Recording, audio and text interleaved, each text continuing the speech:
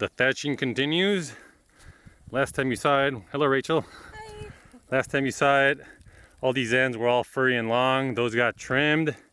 We put the top ridge bundle there. We're missing a little piece, and that goes all the way to the other end.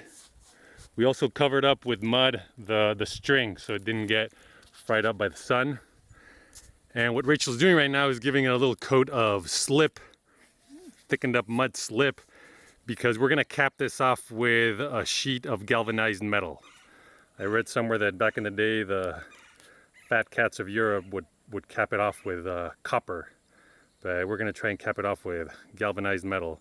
And we're mudding it because we don't want any condensation to form. Well, when the condensation forms on the bottom of the metal plate, we don't want it to hit the straw. And the idea is that the mud will absorb that, and it will absorb it better than the straw, and thus lengthening its life.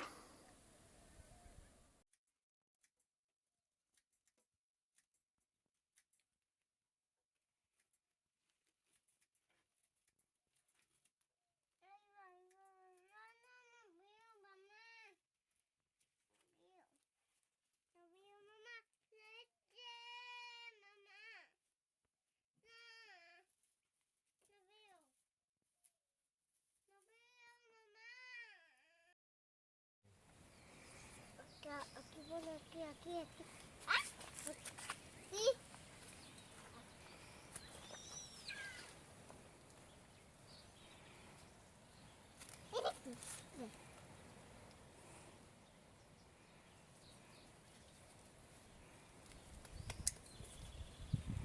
Esta pone árboles, papá. Esta pone árboles. Howdy. We are with our sour orange saplings here that we planted 5 years ago or so with the help of some volunteers, and they've been ready for grafting maybe even 3 years ago, but we're getting around to it this year. And I already did some grafts on these. They're called a T graft, and I'm going to do one here. This is my first time doing it. I looked up a whole bunch of information online, and look, Samuel, I'm going to show you what I'm doing.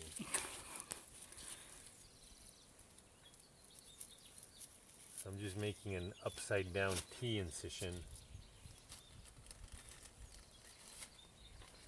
I'm peeling off the bark a little bit.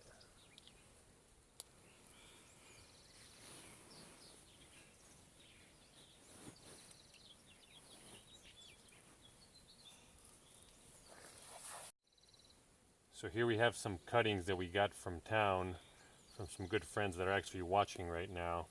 And these are grapefruit. And I'm going to cut one of the buds, I believe they're called, which is basically, look Samuel, I'm cutting where there could be a little branch coming off. And you're not supposed to touch the cut part, and then you slide it into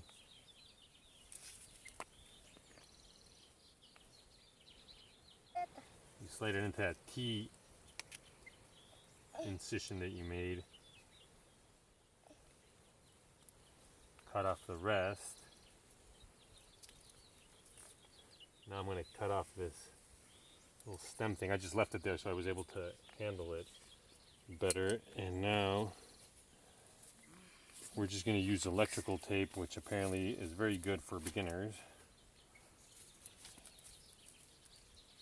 Look, Samuel, I'm going to wrap this.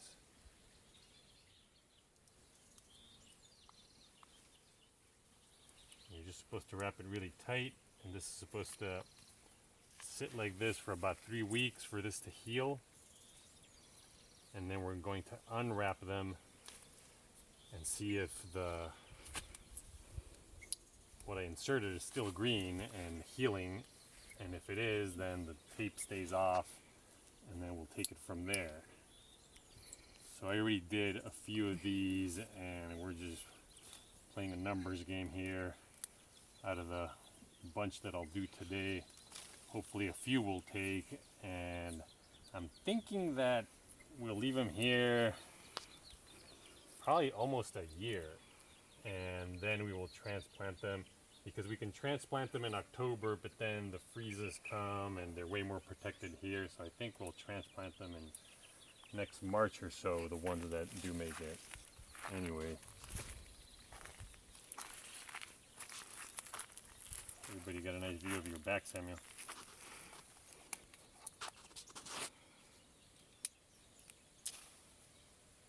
There it is, Samuel. Oops, sorry. We had a birth last night here. We are now the proud owners of, I don't know if it's a foal, a filly. I think it might be a filly. Anyway, a female horse. We were hoping for it to be a mule, but I'm pretty sure it's a horse. I'm not an expert, but we're pretty excited.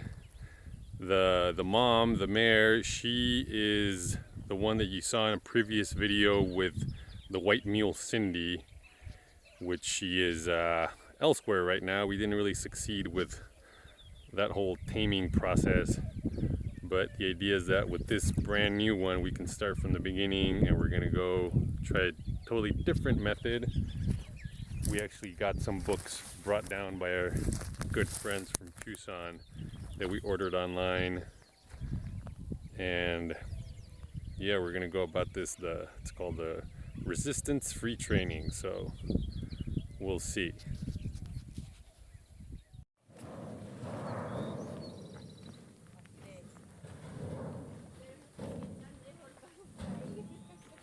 No sé cómo, de todas maneras, cómo no se va a doblar, pues. A ver. Cómo, o sea, cómo subirla. Ah, ok, voy a.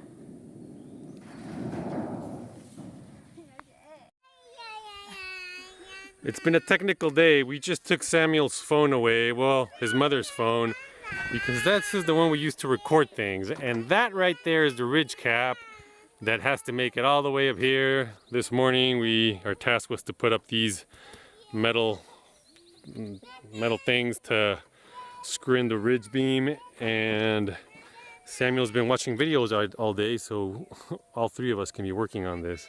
Anyway, this is where the ridge cap lies this morning. Yesterday was a good attempt, but a failed attempt. We learned some things, and we're gonna go for another try this morning. I know it looks kind of sad, kind of flattened out, but that's just kind of how it's laying. And we're not gonna be able to record the process because Samuel will have the phone watching videos so we can work. Anyway, wish us luck. Hi there. So the last detail of the thatch roof is done, which is that tin detail all the way up at the apex. It was quite a feat getting it up there. Sorry we couldn't get it on tape. We wanted to get it on tape even for ourselves, but it's up there. It took a bunch of hands. It took several tries. The good news is that it's up there and it's there for as long as you want it to be there. We're not super thrilled how it looks. I mean, I think it kind of clashes pretty bad with the main thatch part of the roof. Isn't that right, Samuel? Yes, that's how it clashes, like a little toddler. No. Anyway, for the time being, that's what it's going to be. Maybe in the future we'll change it. Maybe we'll cover it. Maybe we'll take it off and put Samuel on top of there, or more grass or something else. Anything else you want to say?